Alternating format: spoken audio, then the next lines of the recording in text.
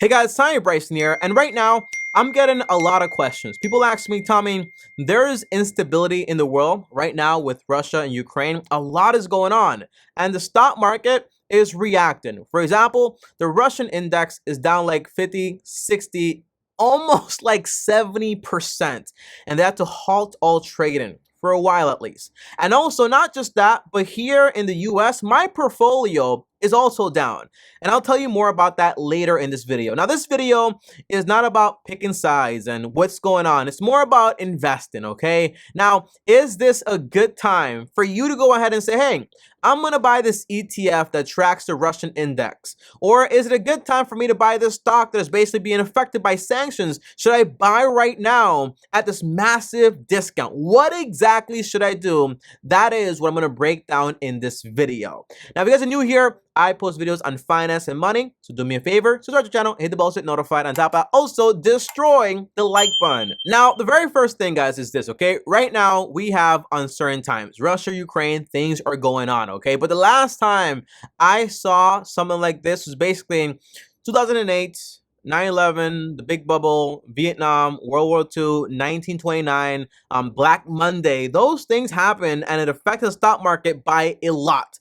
But we are seeing this live right now because most of those events, I was too young to even know what was going on or to even invest, or in most cases, I wasn't even born yet. Now, the big question that most people are asking is, should I invest or should I not invest? Now, investors that don't really know anything about investing, the average person is saying, don't invest your money, it's too risky, times are uncertain, and this is not the time to invest. However, the investor that knows something about investing, they say, well, when times are risky, when times are uncertain, that's when you want to invest because that's when the market is crashing and you get to buy at a discount and you buy the dip. Now, the intelligent investor looks at that and also says, well, yes, times are uncertain, but is what I'm buying a good investment? That's the only difference. Is what I'm buying a good investment, and does it make sense for me personally to go ahead and invest my money? Now, I'm going to answer exactly what I am doing right now because why would I tell you something that I'm not doing?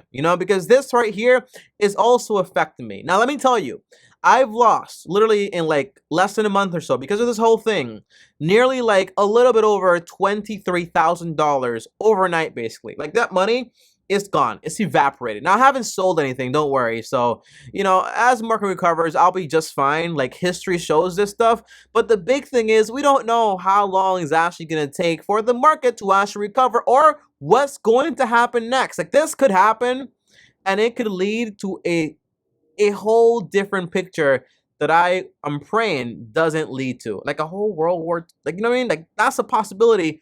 Who knows what's actually going to happen? But let me tell you what I'm currently doing with my investments. Now, right now, again, my investments are down 7 to 10%. That is a big deal. You might not think it is, but when you are diversified in index funds, to be down like 10% is a big deal because that means you gotta have some big events. Like during the pandemic, I was only down like 10, 15%, while the average person was down like 20, 30, 40, 50%.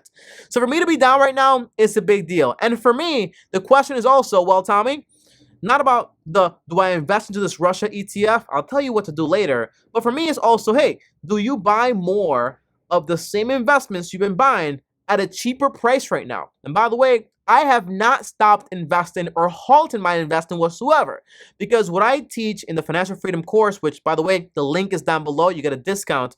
I teach that basically when you start investing, you only start investing when you're ready to never stop investing, which means I'm debt free. I have an emergency fund and now I can invest and I don't have to worry about having to halt my investing at any point. That's the cool thing. You never want to interrupt your investing. But for me now is, do I grab extra money and do I invest more? Or do I buy some Russian ETF because it's down like 70% right now? Do I do that? Well, here's my answer. And here are my 3 reasons to why you might want to do this or why you might not want to do this. The first thing is, yes, this is a real life dip. By the way, a dip means when the market dips. Now, for me, a dip that's substantial is like 10% to 15%. Anything like that's not really 10%, I don't really pay attention to because in reality, it's not really that much of a big deal. But when you have an ETF that's down like 50, 70, 80% in like a week, that's a massive deal, especially if you see value there. You're able to buy at a big discount and then just wait for the recovery, and then you make a lot of money. So right now there's a dip. So that is a cause for investing, okay? However, the second reason is going to be how long can this whole thing last, or how long can you leave your money in there?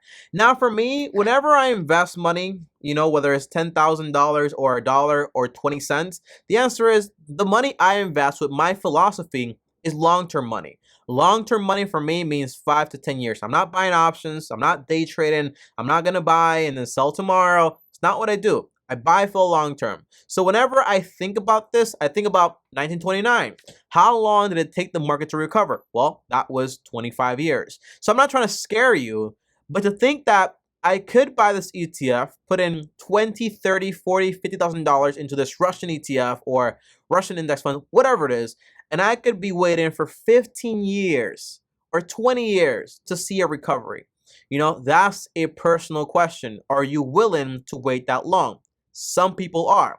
For most of those people that want to take advantage of it, I would say use the 90-10 rule or the 80-20 rule, which basically means put 80, 90% of your money into things you understand, the boring stuff, your retirement account, your index funds, your ETFs. But the rest of the money, you can grab it and just gamble it. Because in a way, it's a gamble because you don't know when it's going to recover and you don't know if it's going to recover. Like you could see something bad happen and that country is no more or we're no more. Like those things are a possibility. Like it's a real possibility. So you don't really know what's going to happen. So that's why I call it like 90-10 rule. Gambling money with more like sure money. Okay, that's the big thing. Now, the third reason is personal situations.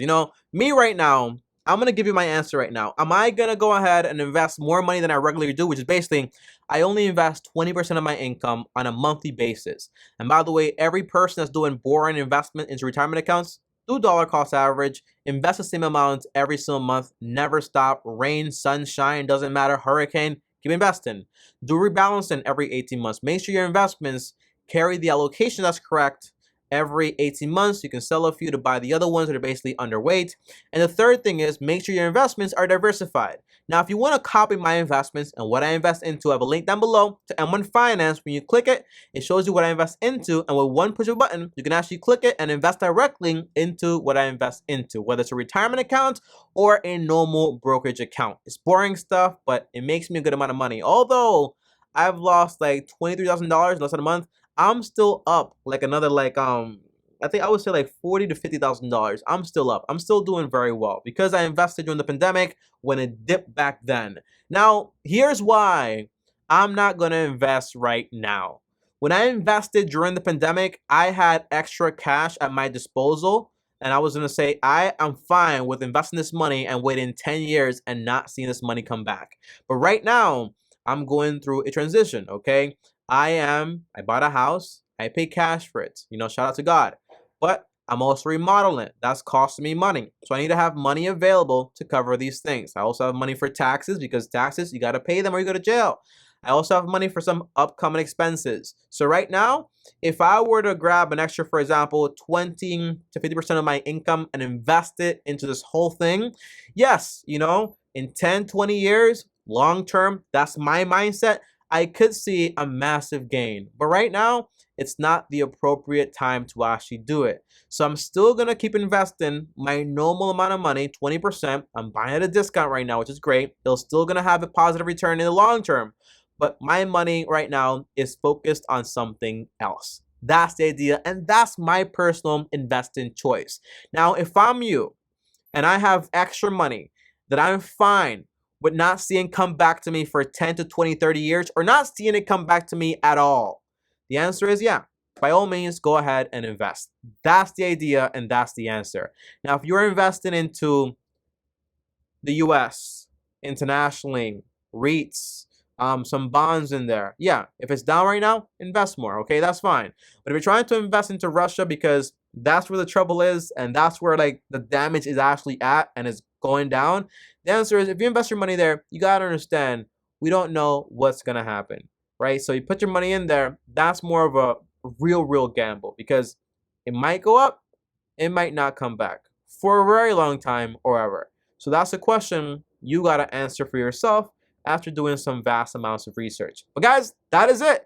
Hopefully this video helped you a lot more and it doesn't leave you even more confused, okay? Or it might, because it's kind of like, what do I do? The answer is, it all depends on you, okay? Investing is personal. Personal finance is personal, okay? It all comes down to you and what you want to do. For me, I'm not investing right now. But later, in like 12 months, once I'm done with this whole thing, or in a few months, honestly, if I see another opportunity like this, I might go ahead and dip a lot of money into it, like 10, 20% extra of my average, because, this money, this wealth you're actually building right now, you're not going to see it for a long time. So you got to be very specific. I compare this whole thing to running a marathon. And I've been running a lot lately, so that's why I have these examples. But when you run a marathon, and I haven't run one yet, but I ran 6 miles, 7 miles, and I ran with people. And I noticed that if I run this lady's pace, which I run with all the time, I will not win, okay? I can't keep up with that pace. But if I run at my pace, right, and I slowly keep incrementing and incrementing, I've noticed that in the end, I can outrun her. I can outlive her, basically. That's the idea. So if you run at your pace, at your level, you invest the amount you can invest, you consistently do it for a long period of time, compound interest, you're more likely to become wealthy. But if you're trying to take advantage or trying to copy other people or trying to invest a bunch of money when you don't have it available to you, or you can invest in something else, likelihood of you becoming rich or finishing the race is a lot less than it should be. Run your race, invest your investment way. That's the idea. Thanks for watching. As always, like, subscribe, hit the bell so you're notified. Comment down below any questions. And are you going to invest or are you not going to invest? Comment down below. Let me know. And as always, if you want to DM me, my Instagram is at TommyBryson. I only have one Instagram. If you want to call me directly, I take calls for free. It's true. It's me. The link is down below. All calls are free, by the way. Up here is another video. Here's my face. Click it and subscribe to the channels. Thanks for watching. As always, long-term team officially out.